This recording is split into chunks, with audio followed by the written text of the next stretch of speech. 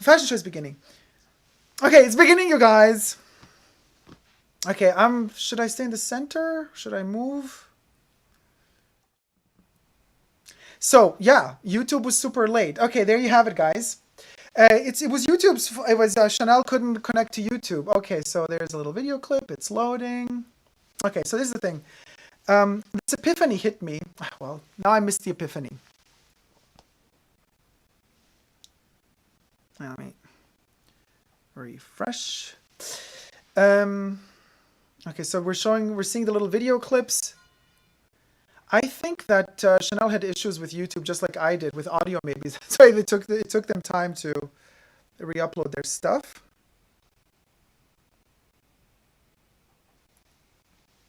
Okay. Well, as we're waiting on this, so my epiphany was that number 1922, just like the other three companions from the 20s, released in the 20s, there have been already formulations of Eau de Parfums before Olivier Paul. You know, they were somewhere in the drawer. He didn't have to do anything. So, anyway, it's a different story. The Eau de Parfum, I got used to it. Now I love it. It's okay. And I feel that number 22 represents cinema of different decades. It represents Coco Chanel, but it also represents post-Chanel time very well. Number 22 is actually way more flexible than number 5 from that point of view. Just saying. Here are those little giblets, those little ladies in the hotel rooms, sitting, chatting away, being super bored, wearing their, 50 to 150,000 K outfits, being like, yeah, girl, I'm super good. Okay. Here is the Hollywood sign. Are you ready for this? It's beginning, you guys. So, sorry, spoiler, for those of you who have already seen it on Instagram. Okay, so this is in the Grand Palais. I did not expect it to be this minimalistic. I thought they were going to build a huge landscape of Los Angeles and then Paris, like they did in the video clip. But this is like to save money. I mean, let's see. So anyway, so the girls are checking out like what's going down on the street. We're not allowed to go out without masks, so we prefer to stay in our expensive garments. This looks really nice though, what she's wearing. Yeah, this is cute. Coco would never allow knees to be shown. She did not like knees. She did not like female knees. She would always make skirts that would cover the knee. So that's a little bit, but the times today require us to be literally as skimpy as possible. So considering how the times are today, I think that was still extremely elegant and not as skimpy as some fashion shows have been this past fashion week. Then we have that white floor, the white background, the illumination of the Chanel logos. Okay, we get it. And I'm trying to see, and here's another one of those pre-recorded little clips. You see that belt she's wearing right now? With a little tiny bag dangling. That Lagerfeld did that in the 90s already. This is kind of an homage to it. Of course, 10 times more expensive. Oh, they're exiting the house? They're now on the streets? Yes, this is live. Sushara, I am live. So, I'm chatting with you guys. Love 22, but I don't have it. Andrew says, Chanel just bought the flagship store in Old Bond Street for 310 million pounds. Okay, Andrew, so thanks for the info. So they bought the store. I didn't know. Because I know that they were going to close down, and then the owner of the building was selling the building, and then the question was, will Chanel be able to afford it or not? Obviously, they were able to afford it because they fired half of their staff that wasn't officially fully hired. So they could afford it, right? Child, look at the crowd in the show. Okay, so yes, child. You are right, child. Child. Girl. So, no masks, huh? I'm not seeing many masks. Also, what I was saying, when the ladies left the building in the video, also maskless. I don't know. Is that a good image? Is that a bad image? Ooh. What is going on? At the moment, I don't see myself. Okay. Am I moving? Or am I not moving?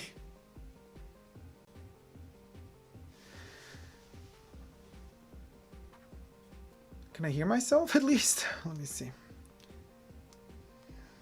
No. Hello, hello, hello. Oh yeah, I can hear myself. Okay. It's very crowded. And also I have to say, I don't really see if they have masks on. But you know what? It doesn't even matter if they have masks on or not. They're sitting really tight next to each other. I guess they want to reference Donald Trump's meetings. You know, they're like, oh, that was really cool. Let's do it too. I mean, people are sitting really next to each other, aren't they? Huh. Okay. Plus, guys, you know the news from Paris. I mean, I keep watching everything very closely, and they keep saying, you know, there's more and more cases of that bad word that we're not allowed to say, and more people are getting ill. And like, to have an event like this go down, not cool. Why am I frozen again? Oh well. Anyway, so I hope they all get tested. Patrice said we can see you and we can hear you too. And Tashada said I hope they all get tested. Oh, the show Bagath. Okay, so they're all walking in. They exited their hotel rooms and they are all standing at the signs. Those letters are huge. Okay, now they're walking. Are they going to walk through the audience? Jeez, Louise. Too close to the people. Now you're walking through the audience? No. Okay, so we're seeing rose colors. We're seeing gold. We're seeing a bit of black. Long skirts. Long dresses. Very fluent. Very flowy. For those of you who follow me on Coco Chanel Privé, I'm posting a lot of pictures from the newly opened, on October 1st opened, exhibition in Paris dedicated to Coco Chanel's life work. And these are very reminiscent of Coco's own fluent summer dresses, in particular from the 20s and 30s. So there, Virginie Viard nailed it, in my opinion, when it comes to referencing Coco. This is also a classic Chanel piece.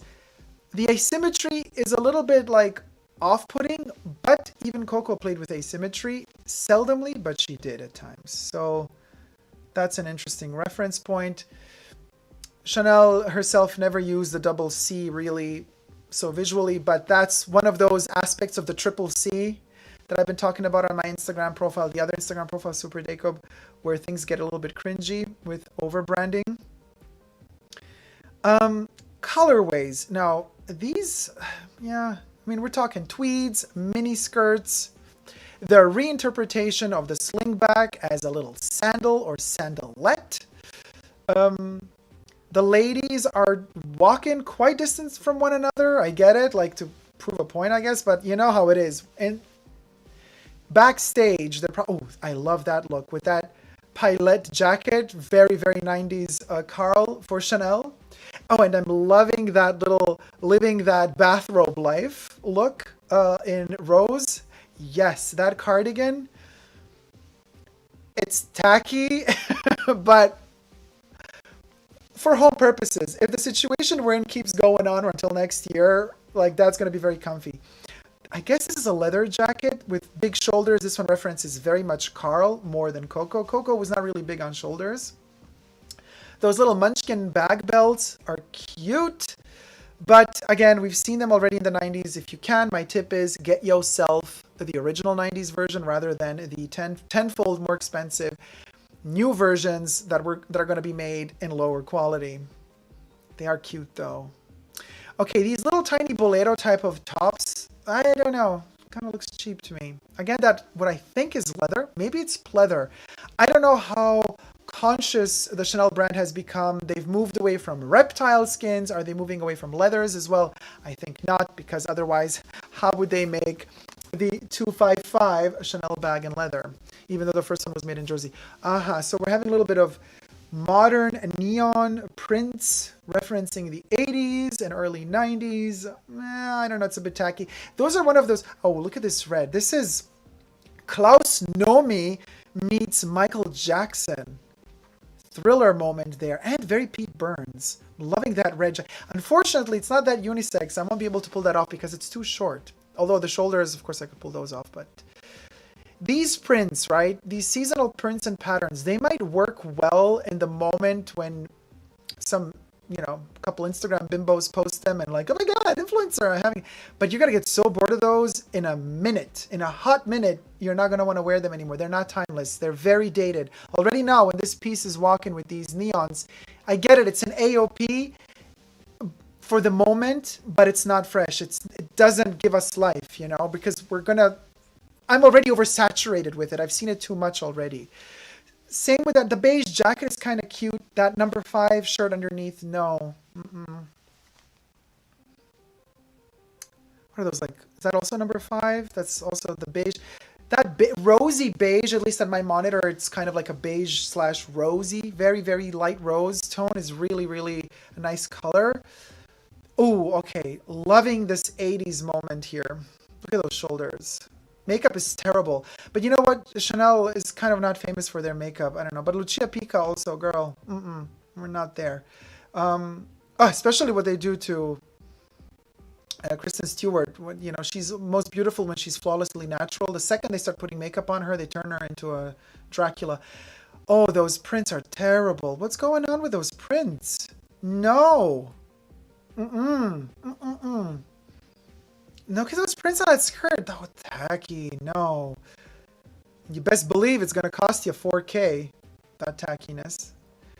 Oh, sunglasses. Okay, got to look at those more closer into detail later on, when they... I'm going to check out photographs, close-ups, details of accessories, and maybe they have the glasses more zoomed in. That rosy shoulder moment, it should be a little bit lower, like it should cover the knee to be more Coco-esque, but it's very 80s. It's referencing more Carl. Oh, I see. They have that kind of cut skirt. That's something Donatella Versace would have done. She would have placed that longer plissé that's here in the front. She would have placed that to the side, but okay. That jacket cardigan fluffy thing is really cute. Almost like a feathery lightness to it. That's beautiful for summer. Asymmetry again with a heel. You know what? I love this piece. Oh, loving the vest, loving the hair. With her physique and skin tone, she also looks really cool with that makeup on. The makeup worked on her. Loving that cut as well. This all black with those. Oh my gosh, is that a bracelet with a bag hanging off the bracelet? If it is, I am thrilled. I'm not going to get it, but I'm thrilled that they're pushing it that far. The bag is going to break off in a nanosecond. However, the idea is cool. This is also very Chanel. Now, of course, she would have covered the lady's front part as well so the knees aren't seen. So that fluent kind of tulle or chiffon or whatever it is, or silk chiffon should have covered her completely. But it is summer. They're trying to make it fresh. Okay, this is also very Coco-esque. That white, what is it? Like a lace or embroidery bit? Okay, here we have a fringy, feathery moment. The hair is gorgeous. That hair is good. The fringy moment, yeah, I like the fringy moment. It's 30s Chanel. Again, an 80s moment here. So, and you see, I keep repeating myself. There's 80s, there's 30s, there's this and that. That's all good and fine.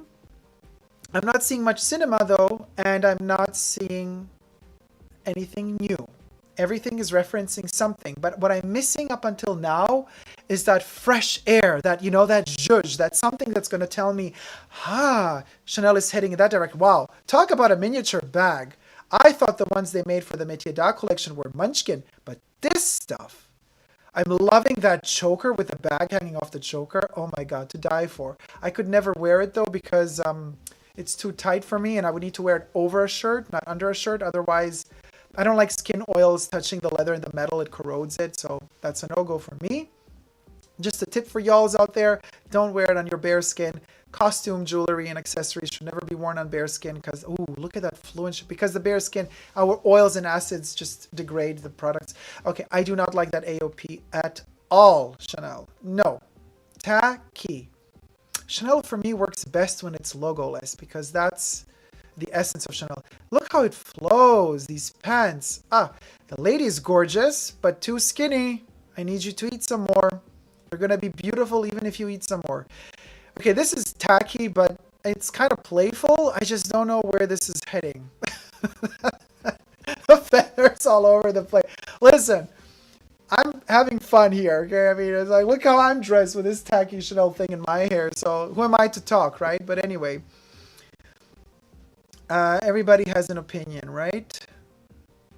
That AOP, you guys. No, we can show the yeah. What? Love the bag bracelets. Haha, yeah, they're cool. Okay, so we got here a little bit of glitz and glamour. She's like, I'm serious. I'm serious. I'm really serious. Oh, that's over already. Okay. We might have to rewatch it because I blabber too long and then I don't get to see every piece of. Okay. So, black, beige, rose, light rose, a light hue of pink. That's predominantly what we see. I guess there's some navy mixed in there as well. Denim blue hues, light materials, very summery, accentuated shoulders. A dynasty, or as the Brits would call it, dynasty, is back in vogue. And then we have, of course, Dallas going back in vogue too. Again, no cinema for me here, you guys.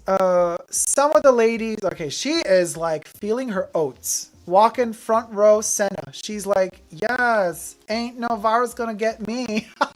When I walk down the runway, these little sandalettes are trash. The high-heeled version, a little bit better.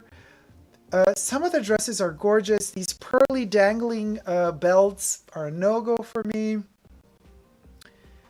All over prints are a no-go. The white pieces, the black pieces are gorgeous. The fluent, long, light textured materials are to die for. Those white pieces with a lot of the embroidery going on and the perforations, those are gorgeous, very, very old school, 20s even, Chanel. And you could see similar pieces like that on my Instagram profile, Coco Chanel Privé, all spelled together, where I'm posting in these past few days the newly opened exhibition showcasing all of Chanel's own creations while she was alive up until 1971 when she passed away. I have an issue with the cropping, how cropped these top parts are. Some of the jackets are a little bit longer. You know, Lagerfeld used to keep the cuts in the tailoring slightly longer. He would have, oh, there she is, Virginie. Come on, mama. Susie Sue vibes. Look at her. Goth and punk to the core. She loves her Susie Sue, you know. She also loves Vivienne. And we see that reference. She's a punk at heart. A goth punk at heart. Yes, mama. I just wish she would go for it more, you know. But she's still growing into it. She's still getting into it. And she's going to get there. You know what I mean? I love Virginie Viard. Oh my God, I look like a monster now. I'm frozen. All right.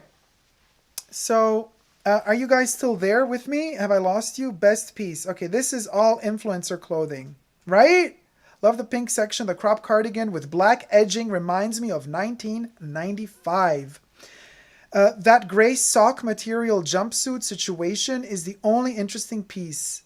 Insane. Watch versus coat. Not Hollywood glamorous at all, but okay. And done. Not feeling any of the prints, says Rachel. Right. Okay. Any more comments, you guys? I mean, we can rewatch the show again. If you want to, let me know in the comment section. If you want, we can go through it again and I could kind of give in some more comments or some more, I don't know, observations. Maybe I see something in the second run that I haven't seen the first time around. But all in all, the overall impression that I have is they are trying something new with the costume jewelry slash accessories. You see that they're combining more and more costume jewelry with accessories. Wait a minute, that's the same thing. I mean, bags with costume jewelry. That is kind of a territory that has been separated within the Chanel brand for many, many years. And now I have the feeling they're trying to combine it a bit more. So we do have, for example, that choker necklace with the bag hanging off it, or we do have the crossbody, like a necklace, like a chain worn like a necklace with a little tiny munchkin bag attached to it.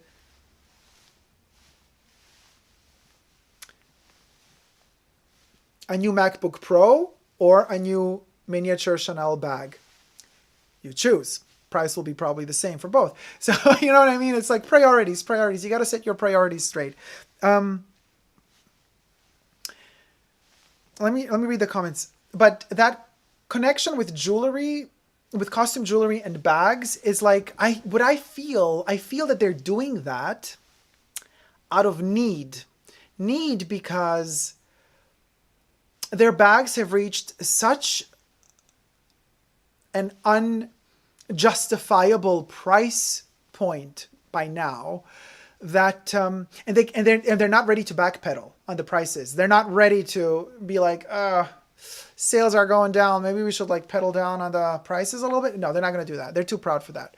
So what are you going to do? You got to keep making smaller and smaller and smaller bags that are going to fill that void, that gap, that price gap that you left behind when you upped again this past May. Your price is 20% higher. So bags are now all in that 4,000, 5,000, 6,000, 7,000, 8,000, 9,000, 10,000. And the jewelry bags are in the $20,000 range. So now you got to make these microscopic bags that are going to fill that gap of the 1,000 to 2,500 range.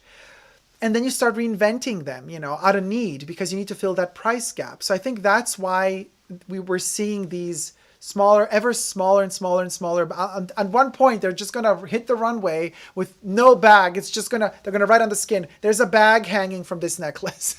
And you know, it's invisible though, but it's there, but it's invisible because, of course, so the costume jewelry costs a lot and then they attach the microscopic bag to it. So I guess that chain is going to be 3,000 to 4,000. And then bracelets with bags attached to them, 2.5 to 3.5K. And those are the gaps that are filled, that fill that void, that price void. I think that's kind of the reasoning behind that. In terms of shoes, I have seen nothing spectacular, but Chanel to me doesn't have to be spectacular. It can be simple and elegant and modern. They're just meh. Flip-flops, heaven forbid. I mean, listen, flip-flops and luxury just do not go hand in hand. It's just, and as Coco always said, and I never stress enough to repeat myself, luxury isn't the opposite of poverty. Luxury is the opposite of vulgarity. I consider flip-flops in the elegant style sphere to be vulgar. I'm not saying that you should not wear flip-flops. You just got to know when you can wear flip-flops. You can wear them to go shopping. You can wear them to the beach. You can wear them when it's hot outside or when you want to be more comfortable at home, whatever. But you don't wear a flip-flop to a fashion show. You don't wear a flip-flop to go to the museum. You don't wear a flip-flop to go to the restaurant, to the theater. Wear it wherever you want to wear it. You do you. But it's just, I find it extremely vulgar. I just do. Just like Chanel, she couldn't stand seeing the knee. She would always make skirts to cover the knee. That was her shtick. It was her thing. We all have our thing. I respect her for that. That's fine. I'm fine with seeing female knees. I'm fine with seeing male knees. They are strange objects to look at, but fashion-wise, I don't find them vulgar. I don't know. But I have an issue with bare feet. With that little flip-flop thing cutting, it just doesn't work for me. Sandals, they can be very elegant. Again, that's okay. But flip-flops, just no. Any other comments, you guys?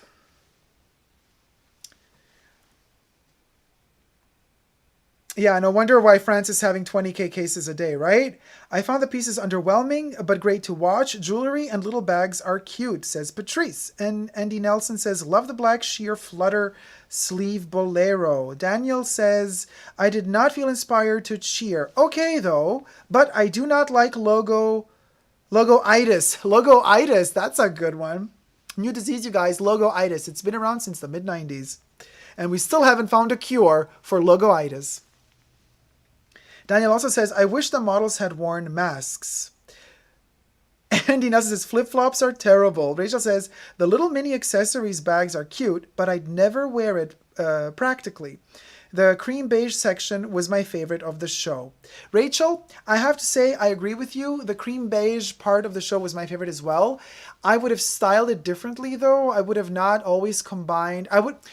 Some of the cream beige pieces were cool on their own, and they styled them simply, and that is the most elegant. But then when they kind of started adding that rose pink underneath with the huge number 5 logos, and then the beige on top, like with the jackets with the black trimming, I was like, too much. But when they kind of stripped it off of the logo and just went for that elegance, I actually, in maybe 3 or 4 pieces, even felt 3 or 4 pieces were like really like that Chanel almost haute couture vibe. They gave me that simplicity that Chanel only delivers with haute couture nowadays.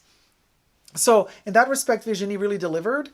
But when they started combining the all over prints and shortened AOPs and the bidness, as a business term in the fashion industry, the AOPs were not cool.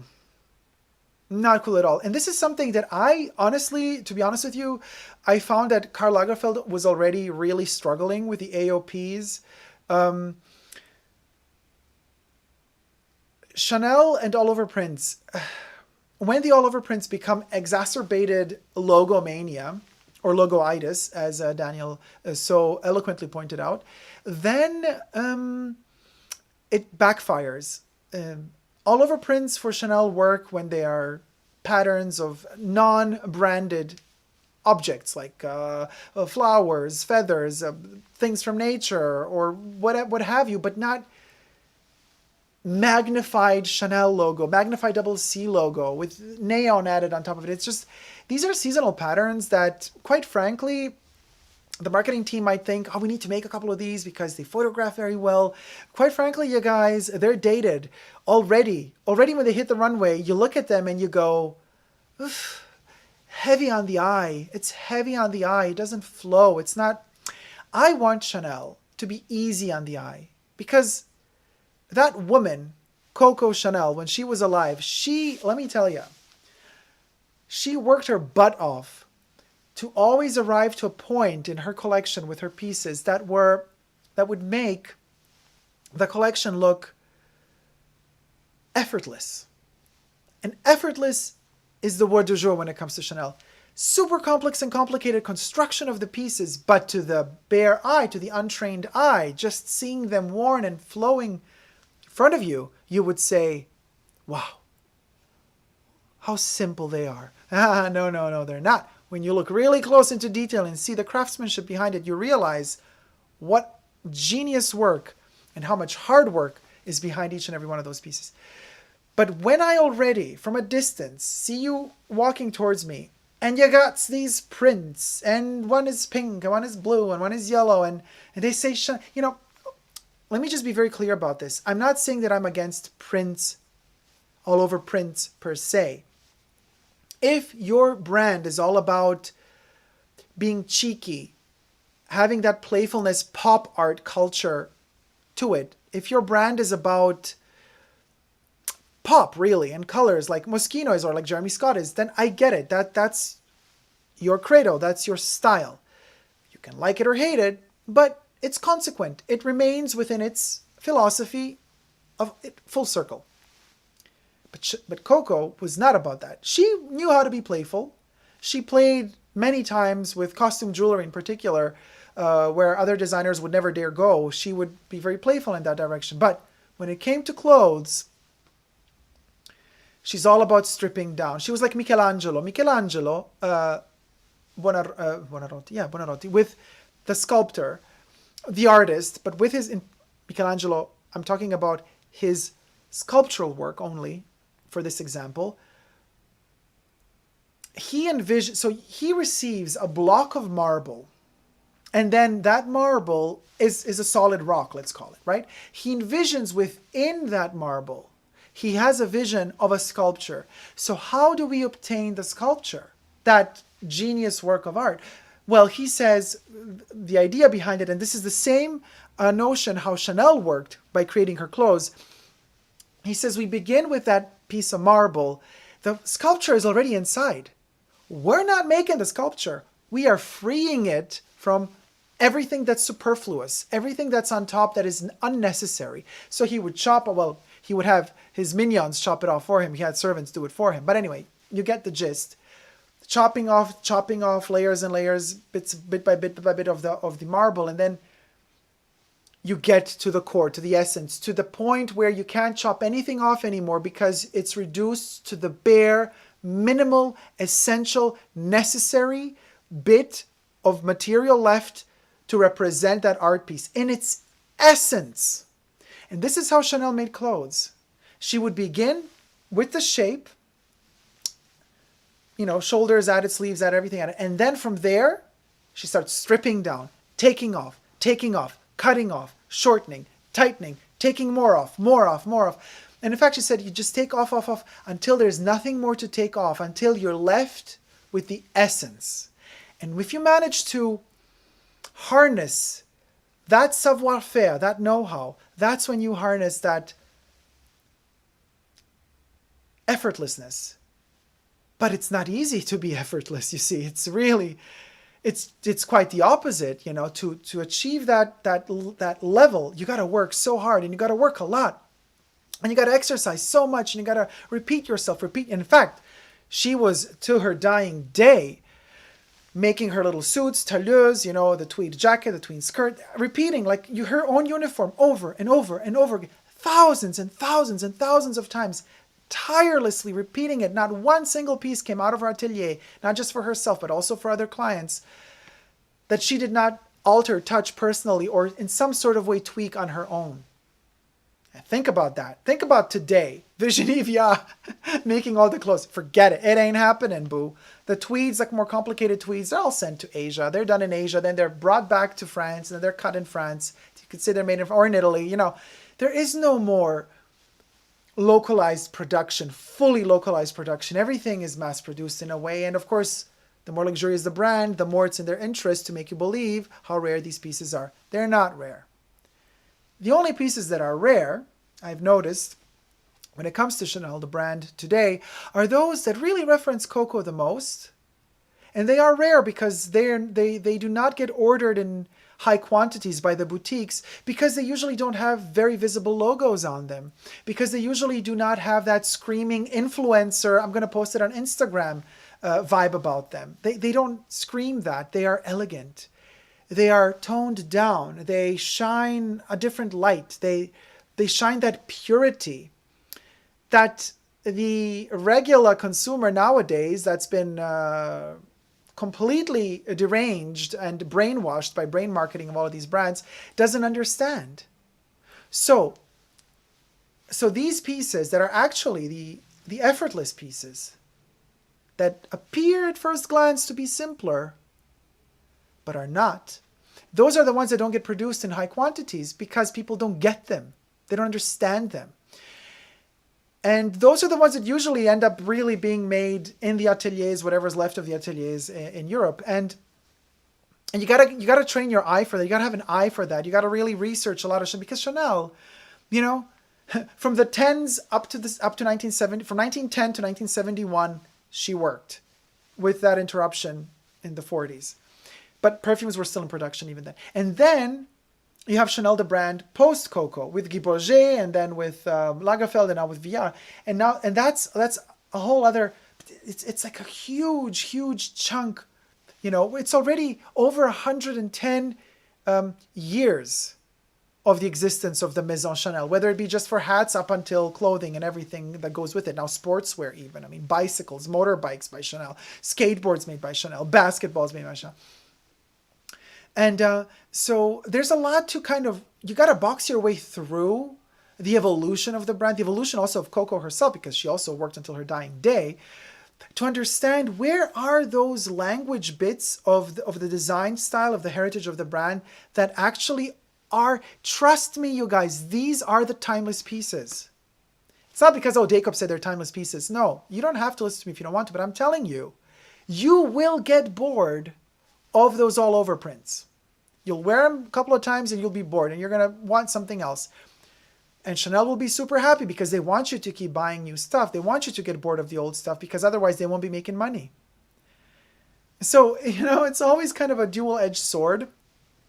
Because you got to understand, like, why are you purchasing something? There are those people who are complete consumer junkies who will want to purchase a new piece every week from that brand, and they're not going to want to wear it twice. Heaven forbid you're to see them photographed twice on any social media platform wearing the same piece. I'm proud to wear the same piece many times because this is how I see it. If it passes my criteria, you know, if it's Dacob approved for me, that means I really love it. And if I really love it, love for me is timeless. There's a reason. There's many reasons why I say never give up on love. But one of the biggest reasons why I say never give up on love is because once you're in love, you're in love. It's for life. So don't, you know, I feel sorry for the young kids that are completely victim of consumer society. Of, you know, the Yeezys and the sneakers in general, the Supreme, all of that bullshit with the fake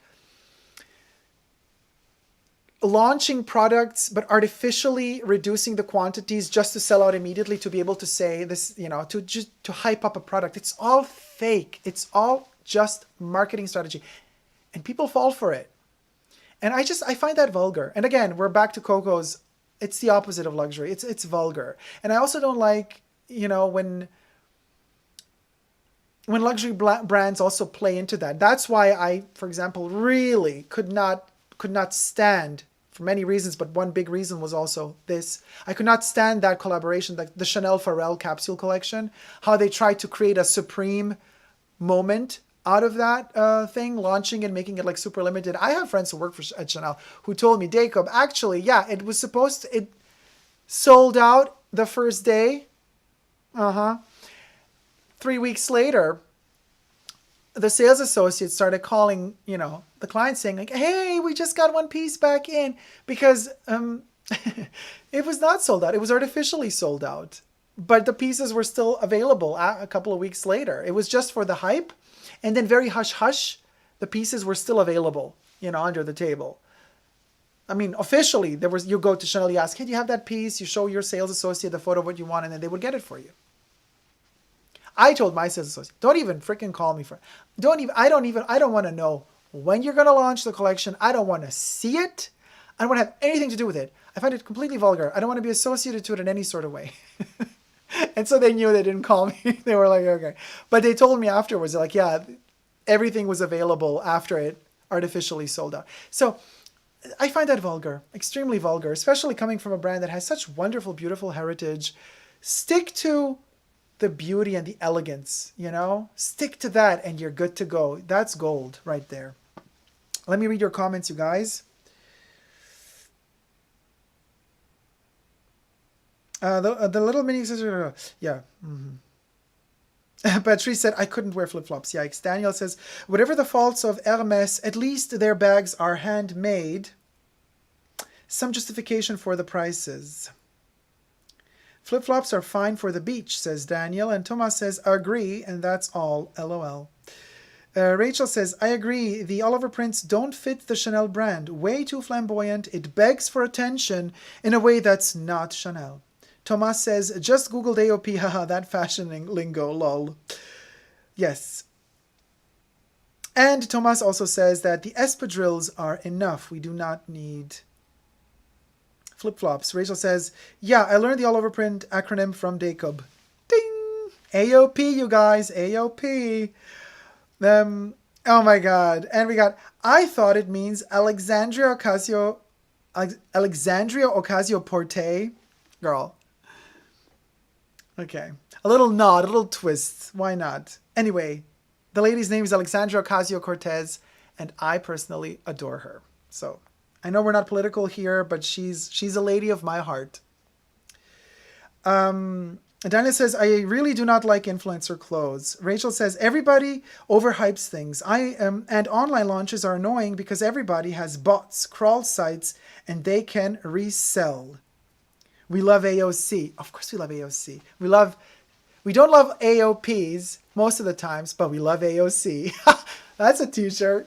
Like, I think only the few of us who are watching this live stream are going to get it if that becomes a t-shirt. Would get the reference and the gist. I totally get sucked into marketing.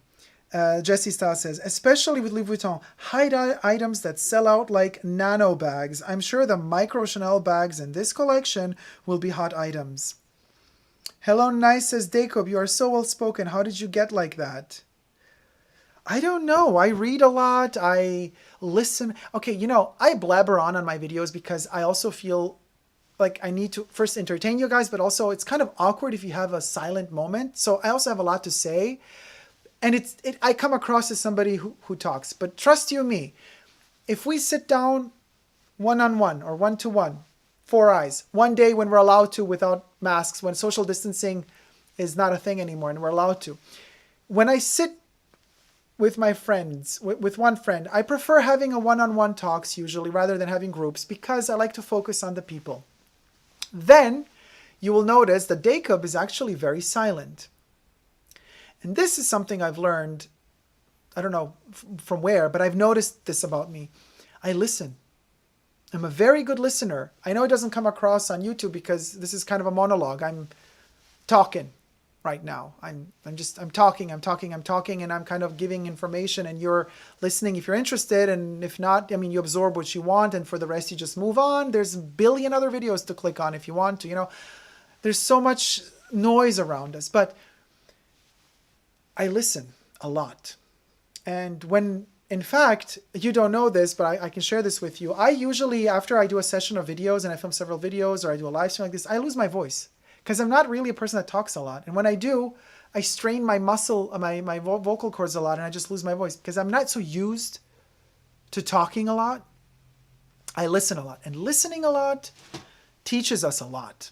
Listening a lot opens up our horizon, our way of thinking. It opens up also our hearts, because only when you listen to who is in front of you can you also develop empathy. Can you also start developing an understanding that not everybody and everything must tick the way you tick. Everybody has their own rhythm. Everybody has their own interests, has their own preferences, has their own way of living in life. And you realize that it's actually quite beautiful. Yes, okay, some people are very different from you and it irritates you in the beginning because it's just not you and you wouldn't handle that situation that way. You would handle it the other way. But if you just stop for a freaking second to listen to what they really have to say, you'll start realizing how beautifully varied the world is and how differently we can approach every instance in life. And we can all come to the same conclusion. You know, we all love love. We never give up on love. We all want to be loved. We all want to be nurtured. We also want to nurture. We want to share. We want to experience stuff together. Human animals, because we are animals at the end of the day, we are social creatures. We need unity. So all of this dividedness is particularly now in this day and age where we all got to be isolated, plus these elections are coming up and everybody's so divided. It's the politicians that divide you. Don't let them. We are at the core, we're all the same. We all want the same stuff. We just kind of think that, well, there's a different way to getting there. But if you stop and you stop for a second and you listen to what the person in front of you is actually saying, and by saying, I don't only mean with words. It's about body language as well. It's about subtle movements, subtle gestures. It tells you a lot about a person. And the more you learn about them, the more you learn about their own personal language, which is not just a spoken language. It's a combination of language, of smell, of body movement, of everything.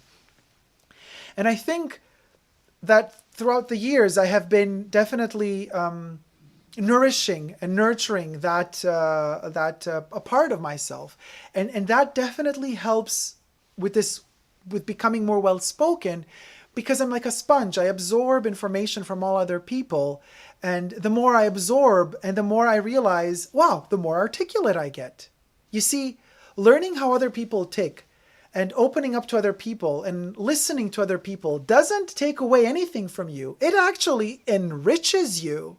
And this is something that we kind of tend to forget in this individualistic day and age where it's all about me, me, me, me, me.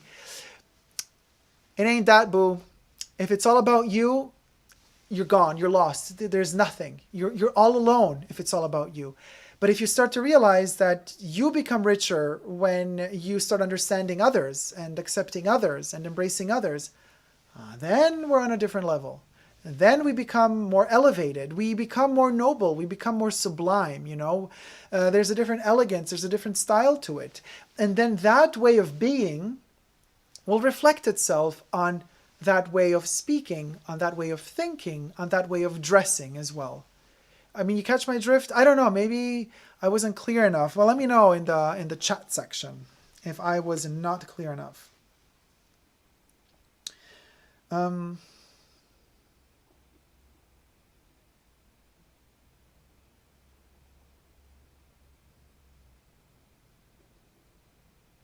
AXB. Let me tell you something. Waitress to useless.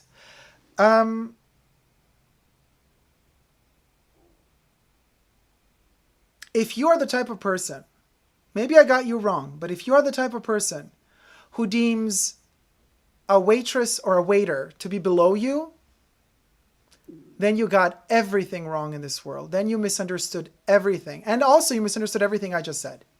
So let's just leave it at that. Daniel says, Chanel bags cost too much for me these days. They cost an eye, a kidney, a liver, and a lung. It's insane. There's really, no, I do not condone. I do not condone. Tomas says, I don't like it when every influencer gets a bag sent and then push it in our faces. Well, Tomas, yes, they do from kind of some brands. Chanel usually doesn't give away bags for free to influencers. They buy them. But there's this tendency of like one influencer buys it and then all the others follow and everybody has to have the same it bag of the season. It's so annoying.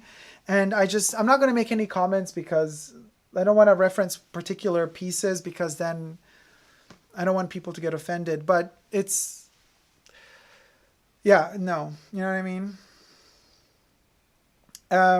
Yeah, they're getting miniature. The influencers are getting miniatures this time around. No, they're going to buy those bags. The only, like, when it comes to Chanel, like, they do give out bags really to friends of the house, like on higher levels. I mean, you know, or like Kristen Stewart gets to wear a bag. Pharrell gets all his stuff for like on those levels where we're not talking about little micro influencers. And then micro influencers sometimes get pieces, but they get them from, this is interesting, PR agencies that Chanel works with in secret. So these agencies give like some little piece here and there to some influencer.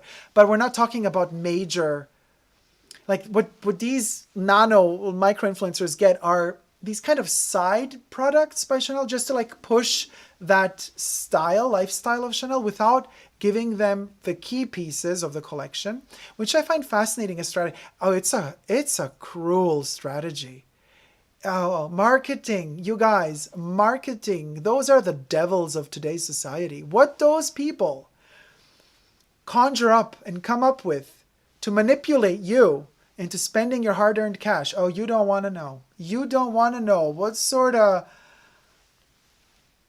magic and potions are going on there because they know exactly what buttons to click inside of you. They know exactly what to push, and it's up to you to wake up and realize, no, you're not pushing that button today, Missy. No. So it's a tricky situation. Hello Nice says, a real storyteller. Thank you. Tomas says, you need to start a weekly podcast and sum up all fashion news for us. And you also say it was very clear what I said. Thank you. And Hello Nice says, I definitely agree and I love to listen to. I find it's hard to build up the confidence to use what I learned though. I find it's hard to build up confidence to use what I learn.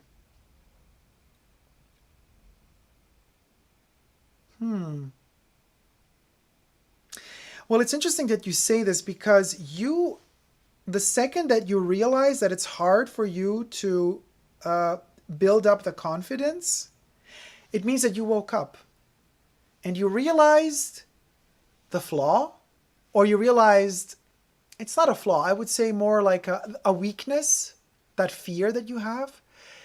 But it's good that you realize that you have that fear, because once you know you have that fear, that's the first step towards dealing with it. You know what I mean? Because there's a lot of people who are afraid. They don't even know that they're afraid. They don't want to acknowledge the fact that they are afraid. So, just saying. So this is actually, you made a really important step there. Jesse says, how did you like this collection compared to the previous Vision Nivea collections? I think I like the Métiers d'Art collection a little more. No, I think I preferred this one. But you know, Métiers d'Art is always a little bit more expensive, a little bit more elevated, a little bit more luxurious, more work goes into it. But I kind of like the simplicity of this one a bit more, because that reins it back in closer to Coco's heart. That's why I kind of prefer this. Minus all the prints, take away all the tacky pieces. Like we could save, let's say 15 pieces, or more than 15, but 15 are solid pieces, you know, that we can save from this collection and that are very, very Coco-esque.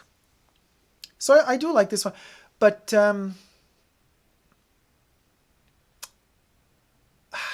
yeah, none of them really stunned me. I do like her haute couture collections though. Each and every one of her haute couture shows for Chanel, I liked. So that's you know, I feel like she's very connected to the roots of Chanel, and she's allowed to really deliver the essence of Coco through the haute couture. And for Pret-a-Porter, she has a little bit less freedom and things go a little bit more in the marketing direction. I have the feeling this is the vibe that I'm getting from these past few collections that she's done. I have the feeling she's more herself with haute couture and a little bit less herself with Pret-a-Porter. Correct me if I'm wrong, Virginie. What are your thoughts on Hedi Slimane possibly taking over creative direction of Chanel after Virginie? Please, Lord, don't let Hedi take over Chanel. Please, I beg of you. Daniel says, I listen to others because so many of the subjects I'm interested in, I know little about. So I absorb what I can from others. Daniel, I'm the same way. All right, you guys, thank you so much for tuning in. I hope you've enjoyed this live stream. It was a bit of a complication to initiate it, as always. But this time it was also Chanel's fault because they couldn't get their YouTube game ready. So they already finished the show on Instagram like 20 minutes before they initiated their live stream on YouTube. And since I could only connect this constellation that I have configured right now, I could only connect it. I could only like show you the video and video situation from YouTube. I couldn't connect to Instagram. That's why we had to wait a little bit longer before I could review the show with you guys, interact with you live as I was seeing it for the first time. Those were my first reactions as well. I hope you've enjoyed it. If you have, let me know. We could do more of these, but don't forget, we got our next live stream coming up this Saturday for Halloween, our Halloween countdown. So it's the second Saturday in October now. The first one has already passed. It was this past Saturday, was the first October Saturday. We're counting down to Halloween, and it's going to be a spooky night. We're going to spend it together this coming Saturday. It's what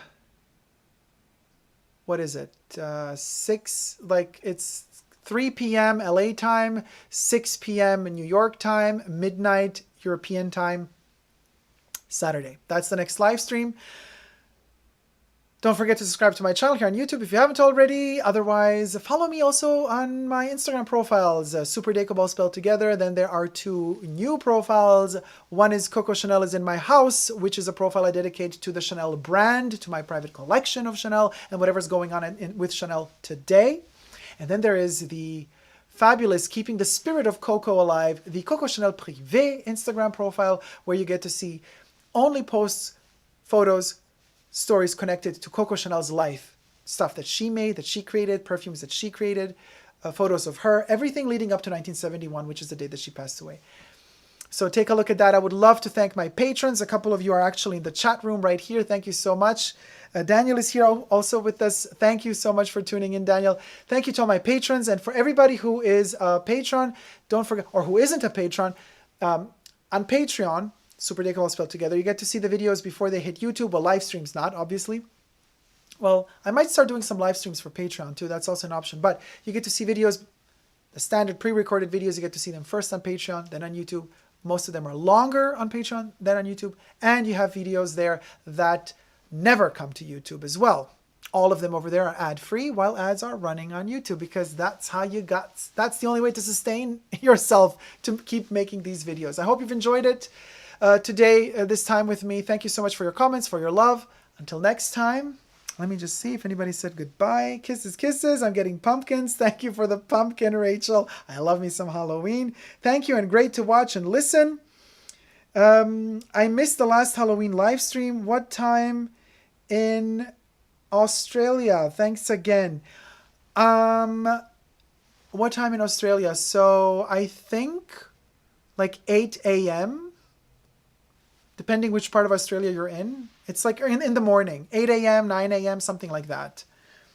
So for you, it's Sunday already, basically. When the Saturday live stream for LA, New York, and Europe is actually Sunday for Australia. So for you, it would begin Sunday early in the morning.